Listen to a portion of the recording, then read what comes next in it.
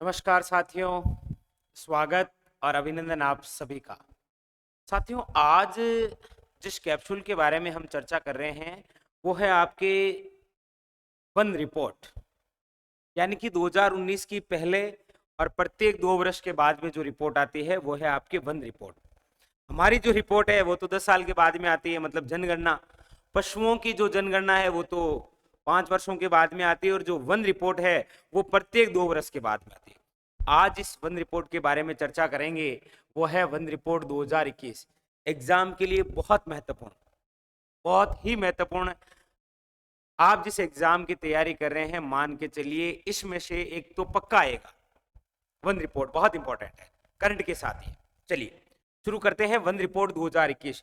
एक एक बात को आप अपनी कॉपी के अंदर नोट बनाना, इसी प्रकार केवल स्क्रीनशॉट नहीं लेना, नोट बनाने हैं आपको, याद रखिएगा। One report 2021। देखिए, सबसे पहली बात तो यह है कि सर ये जो वन रिपोर्ट हम पढ़ते हैं इसे तैयार कौन करता है। याद रखिए, वन रिपोर्ट को तैयार करने वाला जो विभाग है वो है आपके भारतीय वन सर्वेक्षण, FSI। ये कौन है? तो याद रखिए, भारतीय वन सर्वेक्षण, इसकी स्थापना की गई थी 1981 के अंदर, और इसका जो मुख्यालय है वो है देहरादून, उत्तराखंड में। पहली चीज क्लियर हुई कि हम जो वन रिपोर्ट पढ़ रहे हैं ये तैयार कौन करता है रिपोर्ट।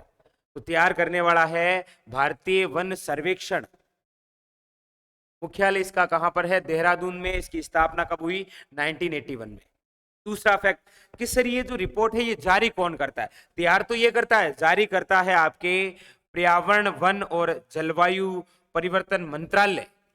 केंद्र के अंदर जो मंत्रालय है, पर्यावरण, वन और जलवायु परिवर्तन मंत्रालय, इनके द्वारा ये जो हम रिपोर्ट पढ़ रहे हैं वन रिपोर्ट 2021, ये की गई है इनके जो मंत्रालय के मंत्री हैं भूपेंद्र यादव जी, उनके द्वारा। अच्छा, पूछा जाए सर पहली वन रिपोर्ट कब आई, तो याद रखिए 1987 में। अच्छा, वो प्रकाशित कब हुई थी? 1989 में। याद रखिएगा कि पहली वन रिपोर्ट कब आई? 1987 में, और प्रकाशित कब हुई थी? 1989 में। और ये रिपोर्ट का आधार वर्ष क्या है? 2 वर्ष। मतलब प्रत्येक 2 वर्ष में क्या आती है? One report. चार बातें क्लियर हुई कि हम जो वन रिपोर्ट पढ़ रहे हैं वो तैयार कौन करता है, जारी कौन करता है, पहली रिपोर्ट कब आई, प्रकाशन कब हुआ, और दूसरी बात आधार वर्ष क्या है, प्रत्येक 2 वर्ष में। बिल्कुल इसी प्रकार आपको अपनी कॉपी के अंदर नोट करना है। क्लियर? चार बातें। चलिए आगे चलते हैं। अच्छा, रिपोर्ट पढ़ने से पहले कुछ फैक्ट पढ़ते हैं। क्या क्या? जैसे देखिए, आपको पूछा जाता है प्रथम राष्ट्रीय वन नीति। प्रथम राष्ट्रीय वन नीति कब? 1952। और इस नीति का एक ही उद्देश्य था कि राज्य का जो क्षेत्रफल है उस क्षेत्रफल के 33% पर क्या होने चाहिए? वन। ये रिपोर्ट थी किसकी? प्रथम राष्ट्रीय वन नीति 1952 की, कि राज्य के 33% भाग पर क्या होने अनिवार्य हैं? वन। 1/3 भाग पर। चलिए हमारे राजस्थान में हम प्रवेश करते हैं। राजस्थान राज्य वन संरक्षण अधिनियम, राजस्थान राज्य वन संरक्षण अधिनियम कब? 1953 में। और याद रखिएगा, वनों से संबंधित अधिनियम बनाने वाला भारत का पहला राज्य है आपके कौन सा? याद रखिएगा, राजस्थान। तो पूछा जाए राजस्थान राज्य वन संरक्षण अधिनियम कब? 1953। अगला, अच्छा, राजस्थान की प्रथम वन नीति कब जारी की गई? ये बहुत इंपॉर्टेंट है, तो याद रखिए 18 फरवरी 2010 में राजस्थान की प्रथम वन नीति। नीति जितनी भी है एक छोटा सा कैप्सूल बना देंगे जिसके अंदर वन नीति, कृषि नीति, उद्योग नीति, पर्यटन नीति, जितनी भी नीतियां हैं, कृषि नीति, वो सारी एक साथ। ठीक है, तो राजस्थान की प्रथम वन नीति 18 फरवरी 2010। अच्छा, राजस्थान की प्रथम इको टूरिज्म पॉलिसी तो 4 फरवरी 2010 में। याद रखिएगा, दोनों अच्छे कंसेप्ट हैं एग्जाम के लिए, दोनों दोनों। क्लियर? चलिए अब हम चर्चा करते हैं राजस्थान वन रिपोर्ट 2021। ये जो वर्तमान की रिपोर्ट है ये कौन सी रिपोर्ट है? याद रखिएगा 70वीं। इससे पहले 16 आ चुकी है, 2019 के अंदर 16 आई, 21 के अंदर कौन सी रिपोर्ट आई? 70वीं रिपोर्ट। याद रखिए, तो राजस्थान वन रिपोर्ट 2021 ये 70वीं रिपोर्ट थी। जारी कब की गई? जनवरी 2021 में। याद रखिएगा, राजस्थान वन रिपोर्ट 2021 ये है 70वीं रिपोर्ट, जारी कब की गई? तो जनवरी 2021 में। अच्छा, यहां से क्वेश्चन इंपॉर्टेंट आपको पूछा जाएगा, राज्य में अभिलेखित वन कितने हैं, मतलब कितने क्षेत्रफल पर अभिलेखित वन हैं? तो याद रखिएगा, आपके सामने है 32,862.50 वर्ग किलोमीटर पर। यह आंकड़ा एग्जामिनर पूछता है, याद रखिएगा कि राजस्थान में अभिलेखित वन कितने हैं? तो 32,862.50 वर्ग किलोमीटर। अच्छा, ये वृद्धि हुई है क्या? बिल्कुल। 2019 के बाद 2021 की जो रिपोर्ट बनी, इन 2 सालों में अभिलेखित वन में वृद्धि हुई, बिल्कुल हुई। कितनी? 25 वर्ग किलोमीटर पर, यानी कि 0.01% वृद्धि हुई केवल। जनसंख्या में बहुत वृद्धि होती रहती है, लेकिन वनों में इतनी वृद्धि हुई मात्र 2 सालों में। 2 सालों में वन कितने बढ़े? 25 वर्ग किलोमीटर। ये अच्छे क्वेश्चन है, याद रखिएगा। एक तो राज्य में अभिलेखित वन कितने हैं, वृद्धि कितनी हुई, कितने प्रतिशत हुई, ये भी। अच्छा, राज्य में ये जो अभिलेखित वन है, राज्य का जो कुल भौगोलिक क्षेत्रफल है ना, 34/39, उसके केवल 9.60% पर वन है। कुल भौगोलिक क्षेत्रफल के कितने प्रतिशत भाग पर वन है? तो याद रखिए 9.60। तो राज्य में अभिलेखित वन कितने हैं, कितनी वृद्धि हुई, वो कितना प्रतिशत थी, और भौगोलिक क्षेत्रफल मतलब जो 34/39 है ना, उसके केवल कितने? 9.60% भाग पर वन है, बाकी है ही नहीं। चलिए अगले। अब है आपको पूछा जाए, राजस्थान में वनावरण कितना है और वृक्षावरण।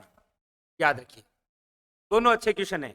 राजस्थान में वनावरण कितना है, यह आंकड़ा याद रहे तो ठीक है, वरना कोई दिक्कत नहीं है। 4.87% पर क्या है? वनावरण। ये घनत्व के आधार पर है जी, मतलब 1 हेक्टेयर से अधिक है वो तो वनावरण है, और 1 हेक्टेयर से नीचे है वो है आपके वृक्षावरण। आपको केवल याद रखना है, राजस्थान में वनावरण कितना है, तो 16,654.96 वर्ग किलोमीटर, जबकि वृक्षावरण कितना है? 8,733 वर्ग किलोमीटर। प्रतिशत की बात हो तो वनावरण कितना है? 4.87, जबकि वृक्षावरण कितना है? तो 2.55%। अच्छा, इनको सम्मिलित करके पूछ लेता है कि राजस्थान में वनावरण व वृक्षावरण कितने प्रतिशत पर है, तो दोनों को कमेंट करेंगे तो 7.41% पर। याद रखिए, पूछने का तरीका कैसे रहेगा, आप कहेंगे, आपको सीधा पूछ लेगा, राजस्थान में वनावरण का कितना प्रतिशत है? 4.87। वृक्षावरण का कितना है? तो 2.55%। और दोनों को कमेंट कर देंगे तो 7.41। और इनको भी कमेंट कर सकता है क्षेत्रफल, जो वर्ग किलोमीटर में लिख रखे हैं। ठीक है, अगला क्या पूछेगा? अगला है आपके सामने वनों का वर्गीकरण। और ये जो वनों का वर्गीकरण है 2 प्रकार से, एक तो है आपके घनत्व के आधार पर, और एक है प्रशासनिक वर्गीकरण। घनत्व के आधार पर जो है वो है 4 प्रकार से: अत्यधिक संघन वन, मध्यम संघन वन, खुले वन, और कुल झाड़ी क्षेत्र। अत्यधिक संघन वन का मतलब क्या हुआ? बहुत घेरे वन। तो आपको पूछा जाए, राज्य में अत्यधिक संघन वन कितने प्रतिशत हैं? तो 0.02% मात्र। मध्यम संघन वन कितने हैं? तो 1.28%। खुले वन कितने हैं? तो 3.57%। जबकि कुल झाड़ी क्षेत्र कितना है? 1.41%। पूछने का तरीका आपको पूछ लेगा कि राजस्थान में अत्यधिक संघन वन है, ऑप्शन दे देगा ये, और ऑप्शन होगा 0.02%। इसी प्रकार याद रखना। इधर प्रशासनिक वर्गीकरण में 3 नाम पढ़ते हैं आप: आरक्षित वन, संरक्षित या संरक्षित वन, और तीसरा है अवगीकृत वन। अच्छा, इनका आरक्षित वन का मतलब है ऐसे वन जिन पे पूर्णतः प्रतिबंध है, ना तो यहां पर पशुओं को आप चरा सकते हैं, ना वृक्षों की कटाई कर सकते हैं। तो वो आरक्षित वन कितना है राजस्थान में? याद रखिएगा 37.05। और ये आरक्षित वन सर्वाधिक किस जिले में है? तो उदयपुर में। दूसरा है संरक्षित वन या रक्षित वन का मतलब क्या है? इसका मतलब यह है साथियों कि कुछ ऐसे वन जिसके अंदर सरकार ने कुछ प्रतिबंधों के साथ में छूट दे रखी है, वो कितने पर हैं? तो याद रखिएगा 56.43। 56.43% पर, और ये सर्वाधिक इस जिले में है, 12 के अंदर। तीसरा है अवगीकृत वन, जिसमें खुली छूट दे रखी है कि पशुओं को भी चरा सकते हैं और आप काट भी सकते हैं। तो अवगीकृत वन कितने हैं, याद रखिएगा 6.52%, 6.52%। और अवगीकृत वन सर्वाधिक कहां पर हैं, याद रखिएगा बीकानेर में। ये बहुत अच्छा फैक्ट है, यहां से एग्जाम के अंदर बहुत अच्छा क्वेश्चन बन सकता है। ठीक है, याद रखिएगा प्रशासनिक वर्गीकरण आरक्षित, संरक्षित और अवगीकृत, ये पूर्णतः छूट के साथ हैं, ये कुछ प्रतिबंध के साथ में छूट है, और यहाँ पर तो बिल्कुल कोई छूट नहीं है। आप ना तो कटाई कर सकते हैं और ना पशुओं को चरा सकते हैं। कितने कितने भाग पर है, बहुत इंपॉर्टेंट। ये वनों का वर्गीकरण था घनत्व के आधार पर और प्रशासनिक वर्गीकरण। अब यहाँ से इंपॉर्टेंट फैक्ट कि राज्य जो वन क्षेत्र है, अभी जो रिपोर्ट आई है, इसमें ऐसे कौन से जिले हैं जिसमें वन में वृद्धि हुई है और ऐसे कौन से हैं जिसमें कमी हुई है। चार चार याद रखने आपको। आपको पूछा जाए राज्य वन क्षेत्र फल में वृद्धि वाले जिलों का सही क्रम है, तो अजमेर, पाली, बीकानेर और नागौर। लेकिन सर्वाधिक वृद्धि वाला जिला कौन सा है, तो याद रखिएगा अजमेर। और कितनी वृद्धि हुई है, तो देख लीजिए 26.45 वर्ग किलोमीटर। डाटा एक ही याद रखना है, बाकी को केवल क्रम से याद रखना है कि 4 वृद्धि वाले जिले कौन से हैं, अजमेर, पाली, बीकानेर और नागौर। अच्छा, कमी वाले कौन से हैं, तो एक तो जालोर में याद रखना है कितनी कमी हुई, तो -32.46 वर्ग किलोमीटर। और बाकी आपको याद रखना है कि जालोर, फिर करौली, फिर सिरोही और फिर कौन से है, भरतपुर। ये अच्छा फैक्ट है, याद रखिए।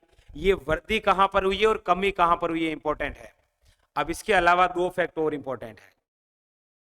पहला तो यह है कि राज्य में वन क्षेत्र के आधार पर सर्वाधिक जिले, राज्य में वन क्षेत्र के आधार पर सर्वाधिक जिले कौन से हैं, और राज्य में वन क्षेत्र के आधार पर न्यूनतम जिले कौन से हैं। इससे अच्छा फैक्ट क्या हो सकता है, याद रखिए। राज्य में वन क्षेत्र के आधार पर सर्वाधिक जिले, तो उदयपुर, फिर अलवर, फिर प्रतापगढ़ और फिर बारां। और सर्वाधिक उदयपुर में, और उदयपुर के कितने क्षेत्रफल पर वन हैं, तो याद रखिए 2753.39 वर्ग किलोमीटर पर क्या है, वन। अब सारे इसीलिए नहीं लिखे क्योंकि जो इंपॉर्टेंट है उसी के बारे में डाटा लिख रखा है। बाकी आपको क्रम से पूछेगा कि राज्य में सर्वाधिक जिलों का सही क्रम है, राज्य में सर्वाधिक वन क्षेत्र जिलों का सही क्रम है, तो उदयपुर, अलवर, प्रतापगढ़ और कौन सा, बारां। अच्छा, न्यूनतम वाले तो चूरू, हनुमानगढ़, जोधपुर और गंगानगर। लेकिन याद रखिए ये राज्य में वन क्षेत्र के आधार पर सर्वाधिक और न्यूनतम है। कई बार आपको एग्जामिनर पूछता है राज्य में वन प्रतिशत के आधार पर सर्वाधिक जिले और न्यूनतम जिले, तो देख लीजिए राज्य में वन प्रतिशत के आधार पर सर्वाधिक वन कहां पर है, उदयपुर में, कितना, 23.49%। इसके बाद में प्रतापगढ़, फिर सिरोही, फिर करौली। ये सर्वाधिक जिले हैं प्रतिशत के आधार पर वनों में, उदयपुर, प्रतापगढ़, सिरोही और करौली। और न्यूनतम के अंदर तो जोधपुर में 0.48%। इसके बाद में चूरू, जैसलमेर और बीकानेर। तो ये तो है आपके राजस्थान में वन प्रतिशत के आधार पर सर्वाधिक जिले, न्यूनतम जिले। ये थे आपके राजस्थान में वन क्षेत्र के आधार पर सर्वाधिक जिले और न्यूनतम जिले। ये है आपके सर्वाधिक वृद्धि और कमी वाले जिले। ये है आपके वन वर्गीकरण जो घनत्व के आधार पर और प्रशासनिक वर्गीकरण के आधार पर। इसके पहले ये है आपके वन आवरण, ये है वृक्ष आवरण। ये आपके हैं रिपोर्ट की कुछ बातें, एक एक चीज। और फिर इसके पहले ये कुछ नीतियां पढ़ी जिसमें कितने प्रतिशत भाग पर वन होने चाहिए, कौन सी नीति आई, और शुरू की ये बात कि ये जो रिपोर्ट पढ़ रहे हैं ये किस प्रकार से जारी की जाती है।